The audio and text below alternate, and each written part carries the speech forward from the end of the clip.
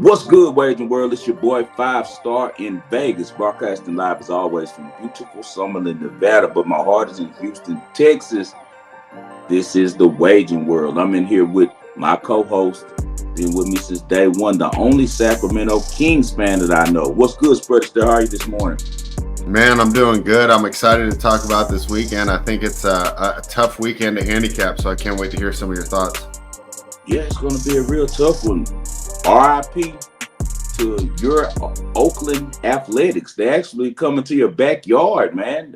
What do you think about the A's final game? A lot of the fans didn't want to leave. Kind of a sad scene over at the Oakland Coliseum. It's the Oakland Coliseum still, right? Is what are they Yep. playing? Yeah, at the Yeah, Oakland it's the Coliseum. Coliseum, Yeah. and it's just a failure on the part. Okay, the A's have the worst ownership group out of all of them, Hmm. but it's not.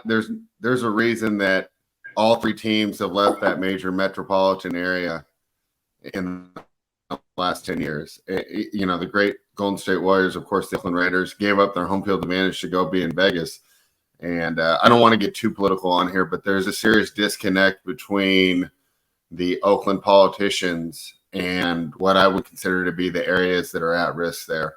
And I think a lot of them are educated and elite, and they don't understand the role that sports can play in young men's lives. And we've seen as they've kind of devalued sports, and I'm not against arts at all, but I think there should be a balance there. They're too heavy in on the art side and not enough on the sports side. And I think the whole community's suffering. So I'm not surprised. I don't blame the other two franchises. The A's have a terrible ownership, though. And, it's really disappointing they couldn't make that work. Yeah, it's great that you said the politics because on here we take Republicans, Democrats, Independents on the waging world. We don't care about your political affiliation or who you're voting for, anything like that. But if we're gonna get our feelings out of this and all the emotions to the side, let's be real about it. It's some pretty bad politics that we've seen in that area of the world, from the San Francisco and Oakland. As you said, they don't care too much about sports, man. They don't care about a lot of different things that kind of what made us as kids in America happy. They're kind of moving away from a lot of things in that area. We're not going to even talk about how they are with the police, their way of policing and stuff, how people are just pretty much committing crimes. You can steal up to $950 in someone's store and not go to jail. It's just ridiculous in that area of the world. But really feel bad for the A's fans. There's some lifers over there. There's guys like MC Hammer, who's been a fan of them since a boy. He's the owner. Kind of helped Hammer get situated. He was a bat boy over there and everything. Then you have Ricky Henderson, who's from the Oakland area. He's been with the team since the inception. One of the faces. So many great players that have played for that franchise. A lot of people don't know that Reggie Jackson got to start with the Oakland A's. That's where young Reggie Jackson was at. Why Steinbrenner was willing to break the bank and bring him to New York. Just a real strong history. Raleigh Fingers. We can go on for days. Vida Blue. Dave Stewart. You could just keep naming great Oakland players. How can I forget the Bash brothers, who really changed the way that baseball is played? They kind of introduced in Oakland the homer, home run or strikeout style of baseball. And then you got Billy Bean, who kind of started, small ball. So it's all types of great things that came out of that team. They're coming to Las Vegas. I'm sure that you'll be flying out here, and we'll be going to some of the games together. Brand new stadium. I guess it's still going on. I haven't heard anything different. They're building a parking lot right there on the corner of 15 and Tropicana. So I don't look forward to that part, because it's about to be a mess on the strip as Vegas starts to become overpopulated, kind of like Houston is, and why I moved from Houston here. But just really a sad thing with the A's. Have you heard anything about how long they're going to be in Sacramento? Right now it's 3 years, but I've also heard there's issues with that Vegas plan too. So who even knows what's going on? And as much as we want to, the leadership in Oakland is bad, but the A's are one of the worst run franchises. And even the way that he's handled this move shows Major League Baseball would be much better if they could get this guy to sell the team. Yeah, if that's what it is. As you said, though, See, the only thing they're holding on to the Warriors, and they even moved them from Oakland over to San Francisco. But just sad situation with the A's. One of the funny things out the story, they were talking to Ricky Henderson. Did you see the quote that Ricky Henderson had? Where he Spread. said, "I don't care, I got money." He didn't say it like that. He said it much funnier than that. They were like, "Are you sad about the A's leaving?" He was like, "I can't be sad. I have too much money." So the all-time stolen base leader continues to be one of the kings of one-liners, man. He's always been a great quote. So RIP to the Oakland A's. They don't exist anymore. Are they going to be the Sacramento A's? Or are they going to change the I don't name? know what they're doing there. Oh man, it's a new, different world for us all. Now let's jump into the past, Fred. All right, last night we saw both of our plays came in home as the New York Giants were able to cover against the Dallas Cowboys. I don't know. It was an all right game. Yeah. I caught most of it. I missed the very beginning, but I caught the last three quarters. We see why Daniel Jones is kind of where he's at. Just can't really trust him to get it done. Malik Neighbors was the best player on the field once again. And you got to really worry about the Cowboys if Michael Parsons goes out, because that defense already, I talked about it with the signing of Dak, they've already lost some depth, and they were pretty Parsons dependent. Yeah. Now, without him, I don't really know if they can compete. So we'll see how long he's out for. The Cowboys get it done, but I wasn't necessarily impressed. Once again, they did have problems running the ball, and I just don't see how this team can do anything but make a wild card game. I mean, I don't even know who they could beat in the playoffs right now. Seems like this team is kind of penciled in for mediocrity, and I think it's because they overpaid Dak Prescott. What do you think? Overpaid Dak Prescott, Mike Zimmer, the game might have passed him by.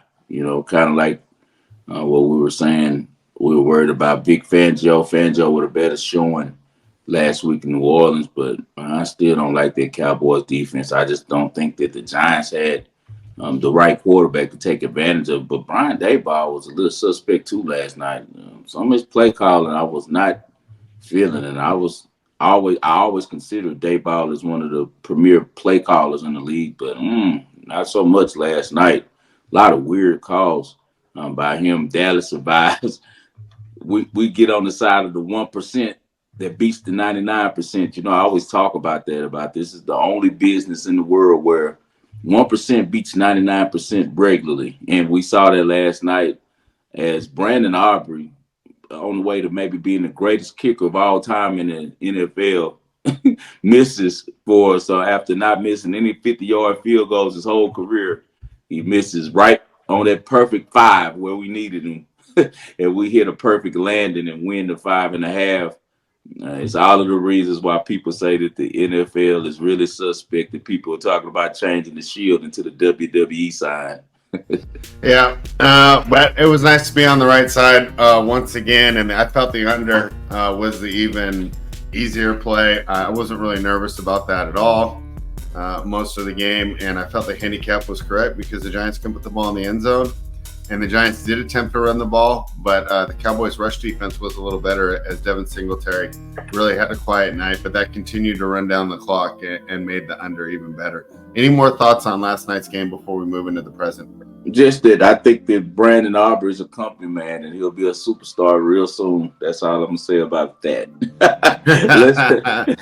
let's go to the present, man. We got a lot of games. I tried to just focus mostly on all of the top 25 matchups. We threw one extra game in there, and that's Colorado at UCF. You want to kick it off with that one, Spread? Let's start it off. Colorado heading down to Florida. How's that going to be affected with the weather down there, and how are you looking at that game?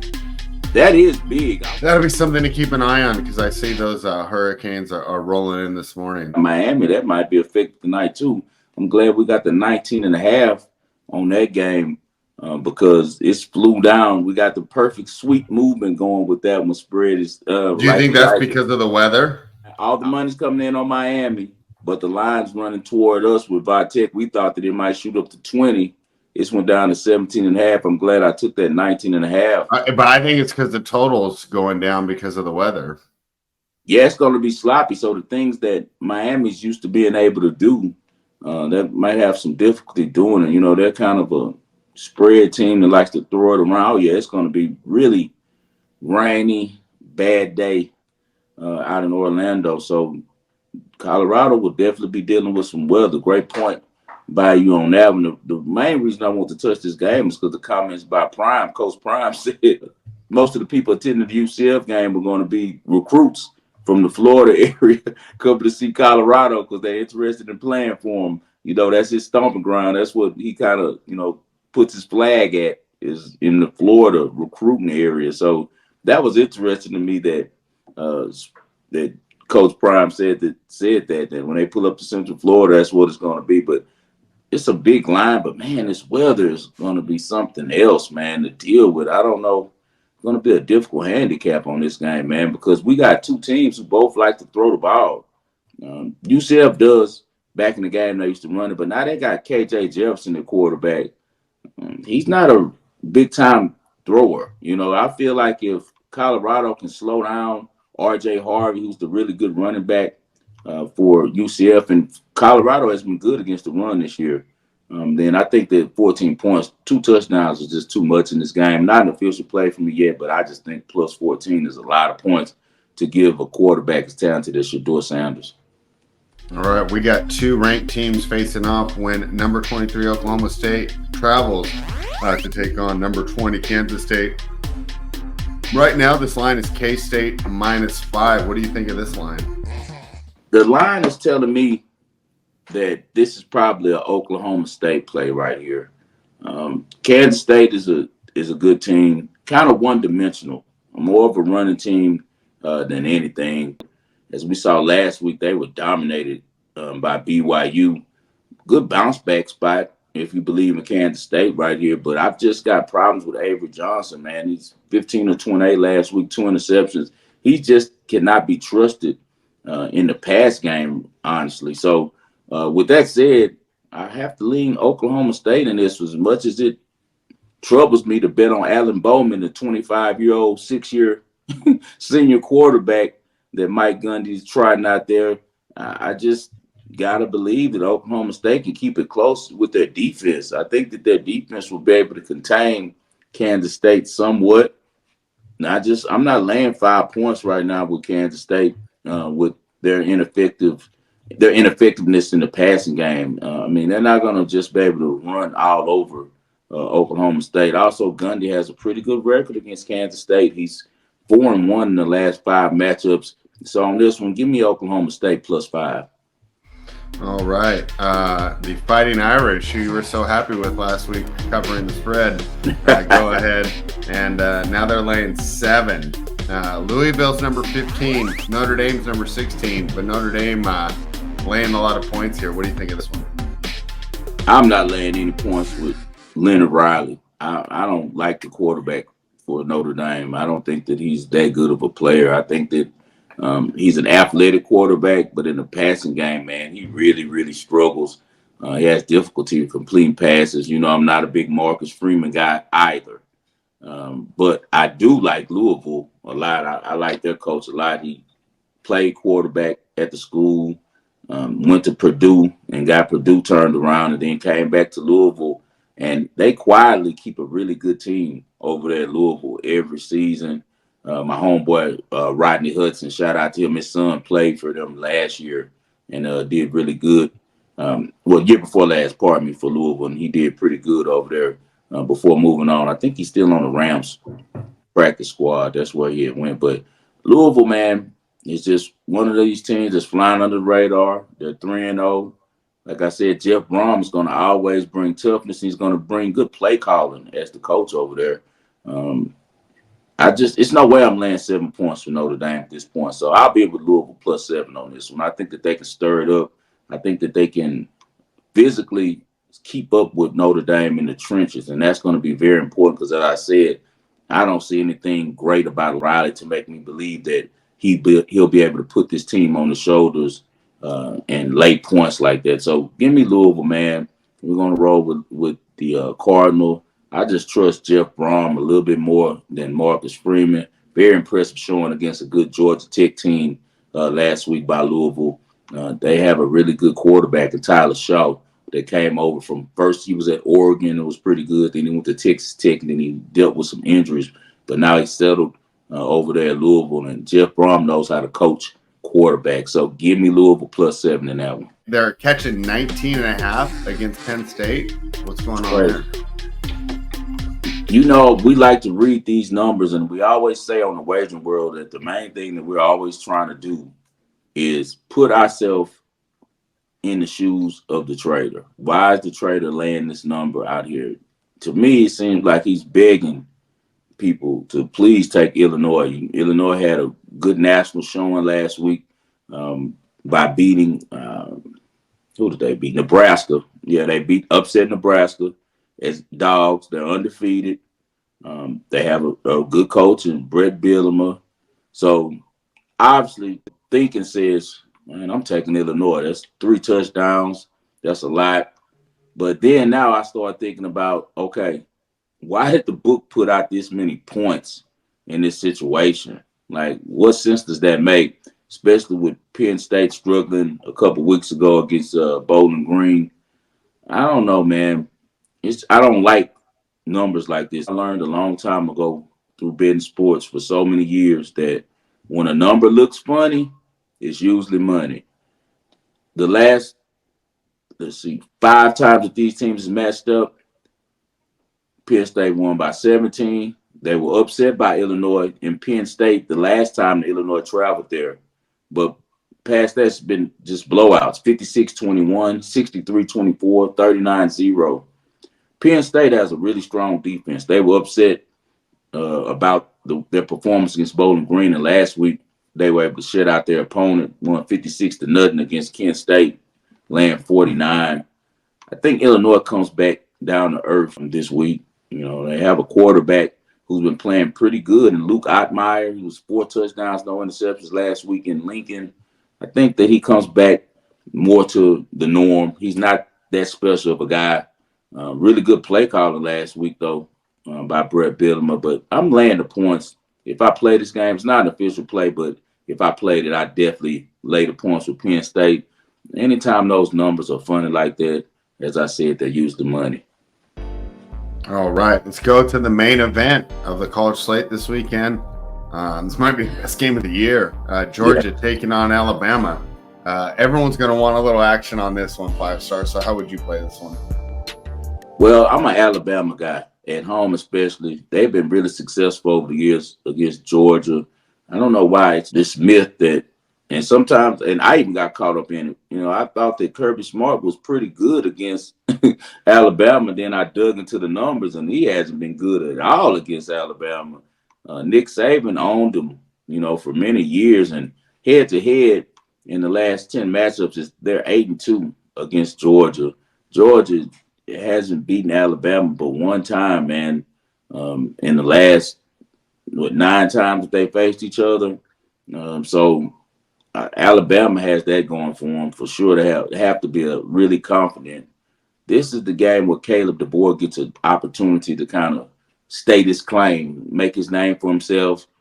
Forever, this Alabama school has been attached to Nick Saban and his greatness. This is a chance for Caleb DeBoer to say, we're not going to fall off at all. We're going to keep this ball rolling. I'm going to do the same things that the master did.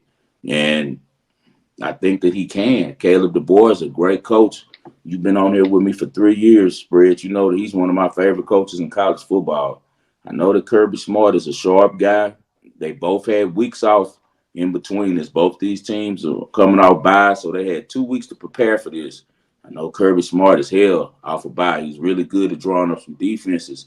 But I think that good offense nowadays always beats great defense. So with that said, I think that Georgia will struggle with Alabama's defense and being able to put up enough points. Whereas, and I think that Alabama can put up some points on that Georgia defense.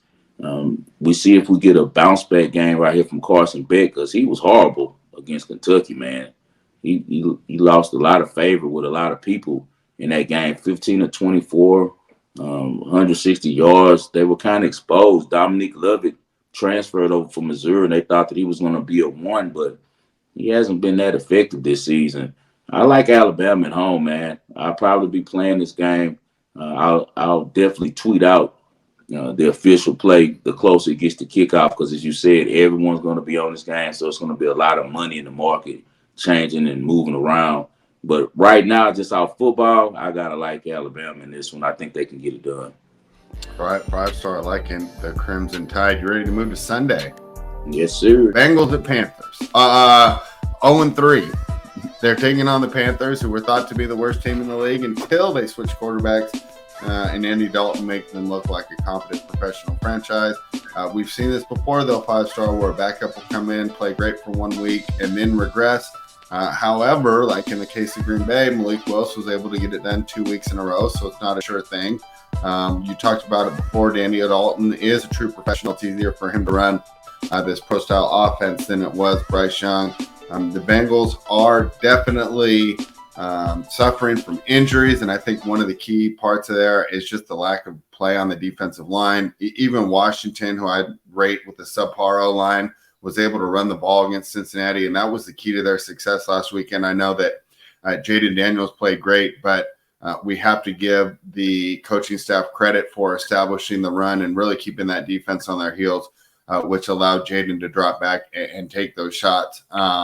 Dalton could be able to take advantage of that as well. Deontay Johnson out or questionable. That would be a huge loss for them because we saw how important he was in that win against Las Vegas last week. How do we approach this game? Do you think the Panthers continue their streak of good play, or was that a 1 week wonder Cinderella story? Probably a 1 week Cinderella story. Also, I think Thielen's out as well, right?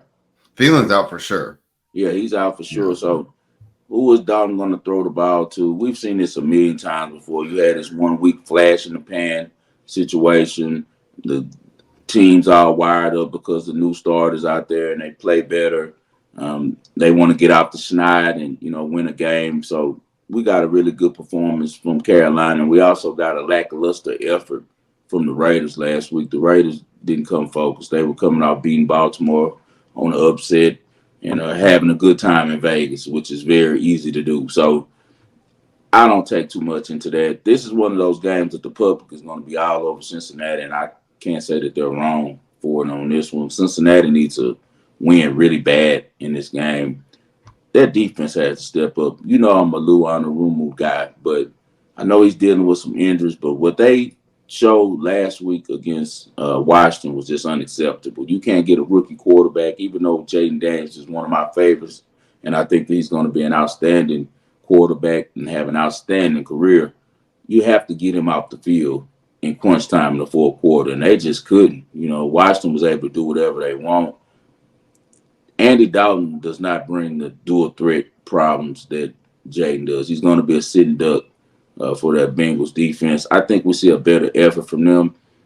Jay Money had a good point on his show yesterday when I did it with him. He said that he liked the Bengals to go team total over first half before the game. That's a good way to approach it as well because we know if they win, they're going to have to throw the ball. My play on this one would probably be Jamar Chase to score a touchdown. That's the play I probably make on this game simply because they're blowing a lot of smoke up J.C. Horn, Joe Horn's son, former Saint, great. His son is really good. They're saying that he locked down Devontae Adams last week. I don't know if that was him locking him down or Gardner Minshew being who Gardner Minshew really is. But I think Jamar Chase gets in the end zone. And I'd also lean toward whatever the team total for Cincinnati that they go over that as well. Yeah, it's just tough for me to lay 4.5 with a team that can't stop the run. And, exactly. I think if you don't want to get involved, I would watch this game and I would just watch the first drive and just watch who's winning at the line of scrimmage when the Panthers have the ball. Because if they're able to run the ball like they did last week, and they did put some money into the offensive line in the offseason, and we finally saw that bear fruit this weekend. So if Cincinnati can't stop the run, as good as Joe Burrow and Jamar Chase are, I think this team's in trouble. So I'll probably wait to get involved with this one, and let's just see how that line of scrimmage looks. The Eagles are taking on the Buccaneers. They travel to Tampa Bay. Buccaneers coming off a very disappointing performance where they were unable to stop rookie quarterback Bo Nix. They're struggling with injuries as well on their defensive line. The Eagles, I thought that they were going to have problems on the defense, but they look good against the Saints. Now they're going to try and take on another NFC South opponent in Tampa Bay and Baker Mayfield. Do you think Mayfield will have more success against the Eagles defense than Derek Carr did? I love this spot right here. This is an official play for me. Actually gave it out to the clients, and I gave it on ESPN 97.5. We're going with Tampa Bay +2 on this one. Perfect spot for the Bucs to bounce back. As we said, Baker was being a company man last week. He was, making sure that the money was right, because that performance against the Broncos, he looked nothing like himself. And at this point in Baker's career, he can't afford to have two back-to-back games like that. It's just, he's already like tiptoeing the line. I know that they gave him a new deal, but just as fast as they sign him, they'll turn on you in the NFL. Everyone knows that everything with these athletes is about their tape.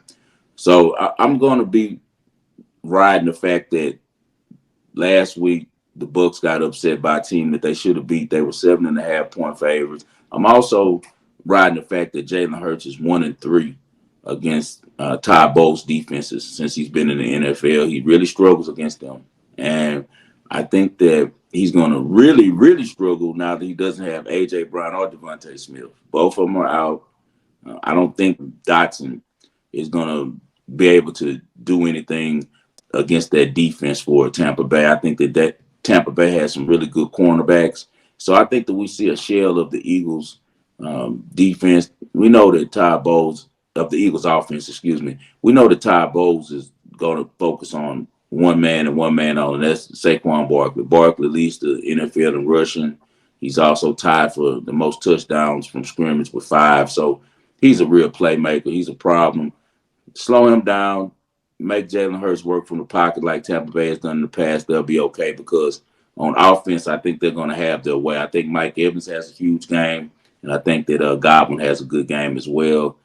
Strictly for the fact that even though they didn't look good, they looked pretty good last week in New Orleans. The Eagles' defensive backs aren't good coverage backs, except for Slay. And Slay might be out. He might not even be playing this game. So I don't think they're able to slow down the offense. I think we see a completely different Bucs team this week. Give me Tampa Bay +2. That's an official play.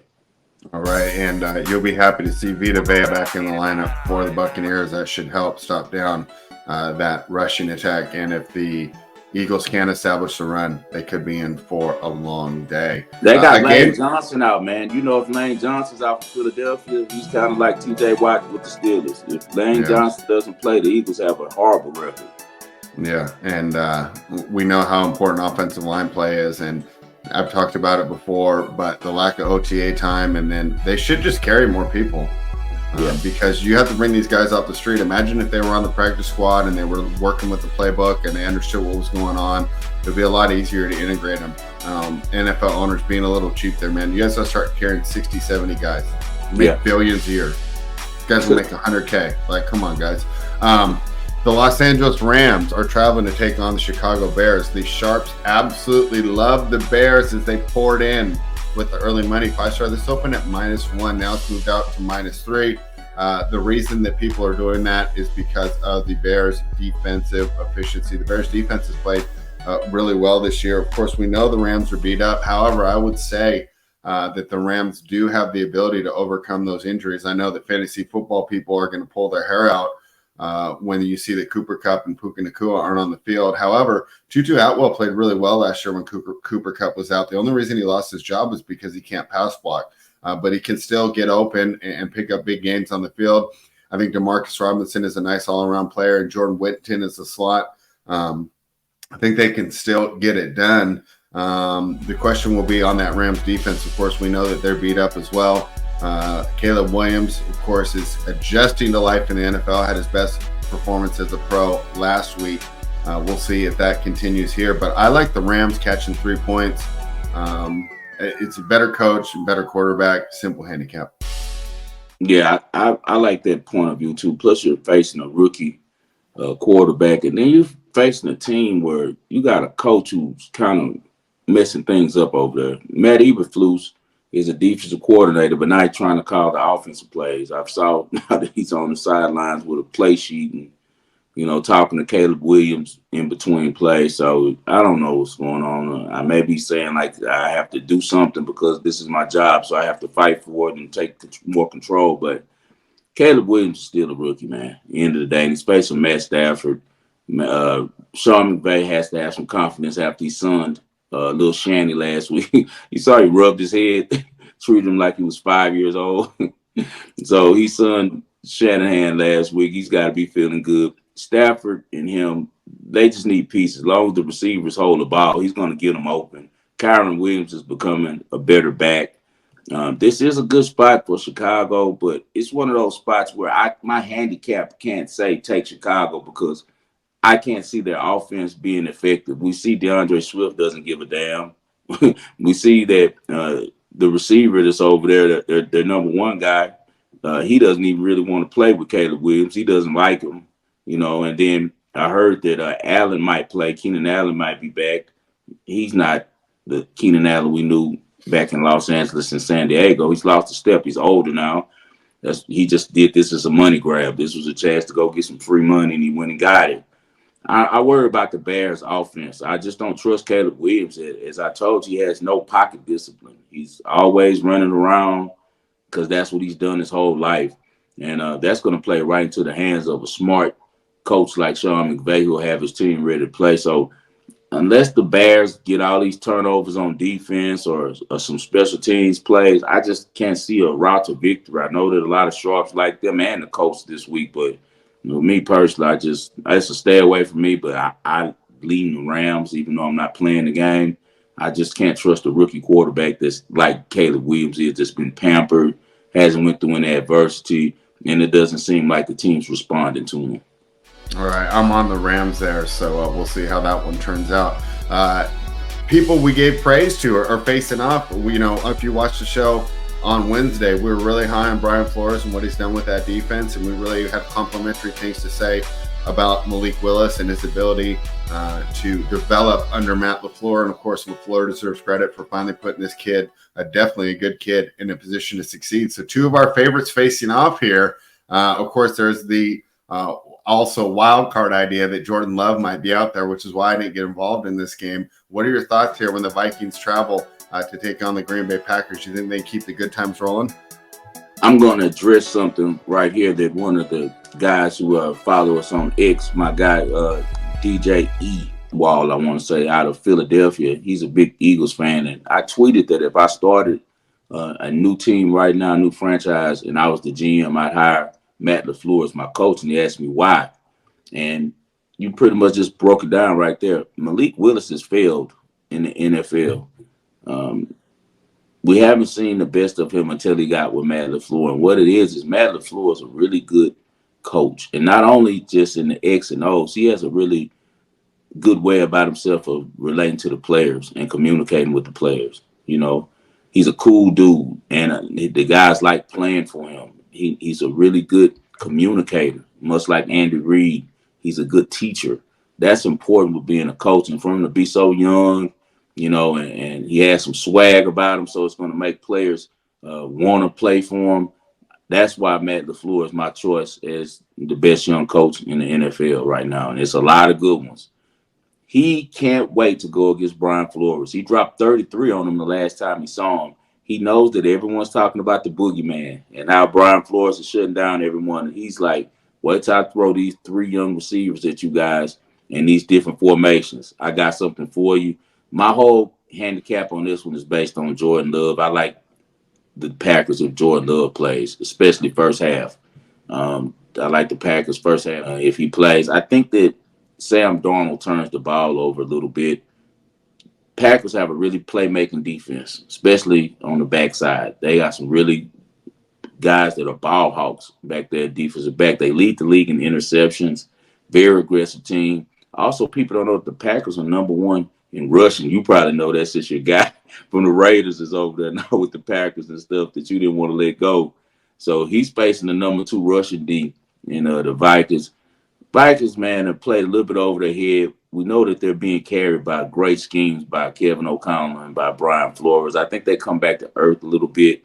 Aaron Jones returns to Lambeau, so I expect Aaron Jones to get in the end zone. I think Aaron Jones scores a touchdown, so that'll be a definite play for me on this game is the prop with Aaron Jones scoring a touchdown and trying to Lambeau leap back in the crowd to see if the fans show him some love or they push him out.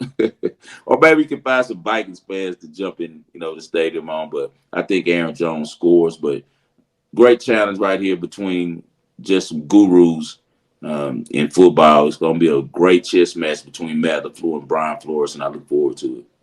All right. I want to jump in, and guys, these aren't official plays. I just want to talk to you about some of these games. With 5-star, I'm thinking of jumping back on the Saints train. I know they disappointed us last week against the Philadelphia Eagles, but I don't know if the Atlanta Falcons have the defensive line to get the pressure. They're really good against the run, but they have been poor in creating, winning on those passing downs. If Derek Carr gets time, he seems pretty good. Everybody's on the Falcons this week.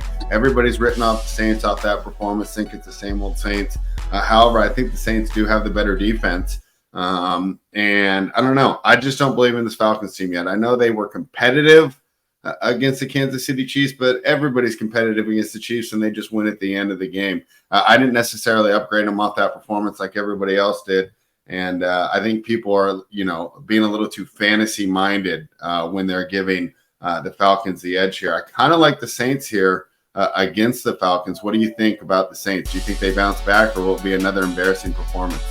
No, I like the Saints as well. I'll be watching as a fan for this one of those situations with the Saints. They're my favorite team, in the whole NFL. I've been with them since a child. And every time I bet on them, the type of stuff that happened last week, the Eagles happened. It's just, we don't need to bet on them. I was just curious about how you see it because I every time I bet on them, so I'm gonna be watching with maybe a Saints cap on and a Texans t-shirt. But okay. I think that the Saints do get it done. They've been really successful in the Atlanta spread, and as I said, a Who Dat member, been a fan for so long.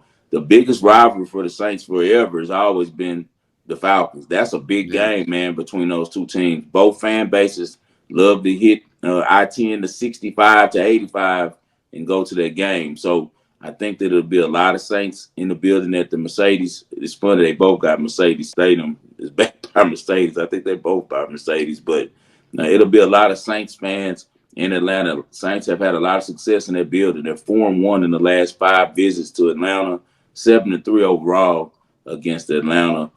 Just a better team, in my opinion. You got Kirk Cousins back there, and we know how the Saints defense is. The Saints defense, they might hurt Cousins. I'm going to be honest, because he hasn't moved well. And as I told you before, the Saints have a vicious defensive culture, and it's been like that for a long time. They're not just trying to hit you, they're trying to hurt you. So Kirk Cousins better be careful this week. Banged up running back for Atlanta as well. He didn't look good last week. He was shut down. Do they go with Algier? But Algier missed the biggest block of the game last week. It kind of cost them the game as well. So I don't trust Raheem Morris right now. And Dennis Allen has a lot of confidence against the Atlanta Falcons. I think that they feel like they let a game get away last week against Philly, so they'll come in this one really fired up. So I'll probably lean with you toward the Saints. I won't play it because they're my team, but I could definitely see the Saints going into Atlanta and taking care of business. All right. You talked about the Texans.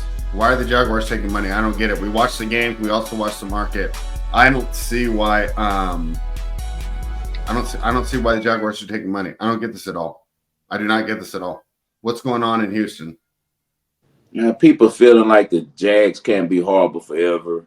They're also going with the theory that after a team gets blown out in professional sports, they usually, come back and play well the next game. In this situation, I think Jacksonville has mailed it in. I think either Doug Peterson is about to be fired mid-season, or they're about to end up having to bench Lawrence, or they're going to announce something about he's injured or something and just go on and tank all the way out because this team just isn't that good, man. And the Texans have had a lot of success against them. They're 8-2 in the last 10 matchups against them. Last year, Jacksonville won in Houston in a tight one, around Thanksgiving, 24-21. But Texans dominated them in the first matchup in Jacksonville. I think this is a bounce back spot for CJ Stroud. That's what I'll be looking for. I think the Texans do win. Is it any word if Mixon is for sure playing? I don't think Mixon will play.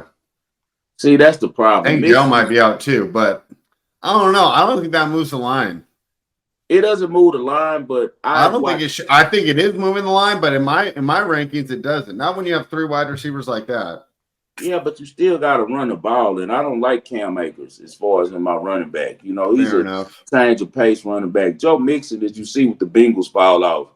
Joe Mixon is huge on offense. He's unheralded, bro, but he's the key to a successful offense because he's getting 5 yards a carry.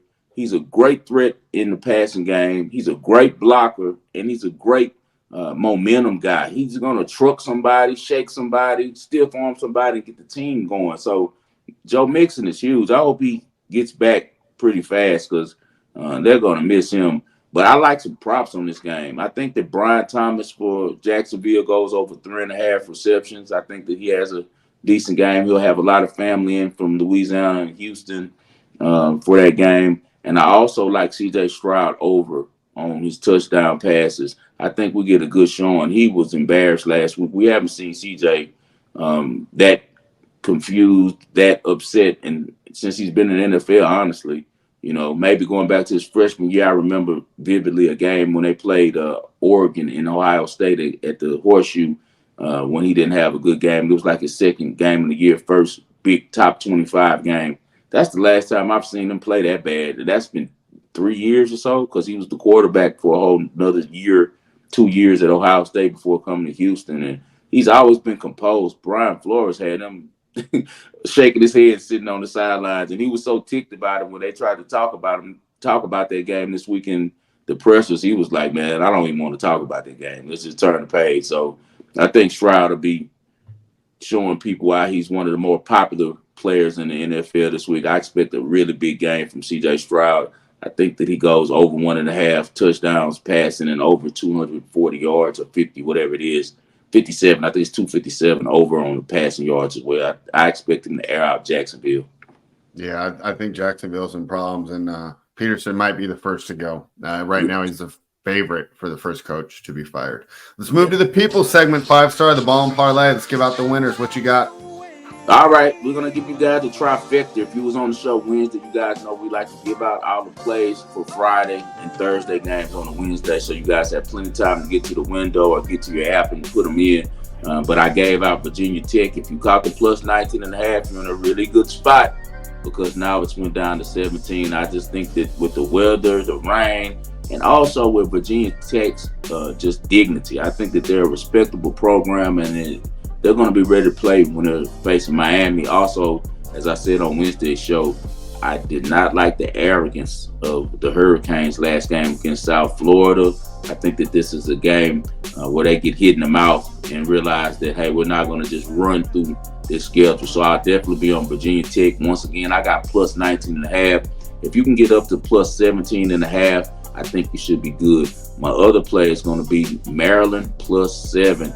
I really like the Terps. I know Dave Signetti came over from James Madison, brought some transfers, brought a really good receiver in Elijah Serrato over there with him. Got a good trigger man. You guys know if you watch the Wagering World, I love the Rourke brothers. The older brother plays in the CFL, and Curtis transferred in from Ohio, dealt with some injuries. Big, tall, 6'5" guy that can sling it all over the field. Indiana hasn't played anyone. Their toughest game this year was at UCLA. They blew out UCLA as they should have. Now they're facing a Maryland team. Mike Loxley has this team playing well. They've been really underrated, a really good team the last couple of years. Billy Edwards, keep looking for that name. Billy Edwards is the quarterback for Maryland. Like 6'4", 6'5" kid, flying under the radar, but really a good player, man. He's 75% completion percentage right now. 8 touchdown passes, only 2 picks. He has a really good receiver over there, Ty Felton. Ty Felton is a game changer to play on Sundays. He'll be one of the top receivers took in the NFL draft. Roman Hembry, really versatile running back over there, 6'2" kid. In the old school back, like we used to see him, like Marcus Allen and those guys used to be in the O.J. Simpsons of the world, R.I.P. to Uncle O.J. Of the world, those 6'2" guys that are real fluid and fast and strong, and So he's a really good back. And then they also have a guy, don't sleep on Jaden Prather. He's a really good player as well. I think that this is too many points. I know Indiana's playing well, but +7 is way to go on this one with the Terrapin. They've won 3 straight against the Indiana Hoosiers. So we'll be on Maryland +7. And lastly, we're going with the Bucks +2 in money line. I broke it down a little bit earlier. Why? A lot of injuries on the Eagles side. I'm not a Sirianni fan, and Jalen Hurts has not done well against Todd Bowles' defense. So that's a trifecta from 5-star for the weekend. All right, I'm going to go with my favorite coach, Mike Tomlin. I think that he's going to shut down and continue the struggles of Anthony Richardson as Richardson attempts to learn on the job. Tough spot there for Shane Steichen. Of course, he wants to develop young Richardson, and I'm not ready to write off Richardson for his career, but when we look at where he's at right now, he's nowhere near the level that he needs to be. Excellent highlights that we're seeing from Richardson. Might be one of the strongest arms in the NFL right now. Apologies to Josh Allen, but Richardson might be able to get it a little bit farther. Also a great runner, very tough to take down, which is important in those third and short situations. However, he's really having struggles with the intermediate pass, and we know how important that is in the new NFL where the 2 high safeties rule, and you need to really be able to slice and dice these defenses by getting up those short to intermediate gains, and that's something that Richardson's not been able to do. And of course, Tomlin is going to be able to stop that. On the other side of the ball, I think that Justin Fields, because of his struggles in Chicago, has become one of the most underrated players in the NFL. We all know the talent that he has, but now that he's in the proper coaching system, he's able to do what it takes and needs to win. Unfortunately, I think in Chicago, they expect him to be the savior of the franchise, where in Pittsburgh, they just expect him to do his job, and he's been doing just that. This team is always going to be based on the strength of their run game and the strength of their defense, and then they're going to ask the quarterback to pick things up when they need to, but it's not a pass-first system, and I think that Fields is definitely built to be that type of quarterback. So we got the better coach, and we got the better quarterback. Give me the Pittsburgh Steelers laying it on the road against the Indianapolis Colts. All right, so spread's going with Pittsburgh, and once again, I gave you guys Virginia Tech +19.5. I like it up to 17.5. I gave you Maryland +7 on the road against Indiana. And in the pros, I like the Buccaneers +2. When you heard what spread likes, he's a Tomlin truther. We are on the wagering world. We're going with the steel curtain. I just don't see how Anthony Richardson does anything against that defense, but we shall see. No Sino Royale today. Guys, we appreciate you for tuning in to the Wager World. This is already episode 15 for the season. It flies by so fast. We're really enjoying it. We enjoy you guys tapping in. We appreciate everyone who's hitting that like button. The like buttons are getting up higher. We appreciate that. Let's get this show moving. Let's stay organic. Let's stay growing together. Let's stay learning together. Anything for the people spread before we get out of here? Man, I'm excited for this weekend, and can't wait to get back next week and break this all down with you, what we saw. All right, let's cash out this weekend. I expect a really big weekend, guys. Let's get those tickets in. As usual, I always dedicate this show to the greatest Houston sports fan I know, and that's my father, John H. Lindsay.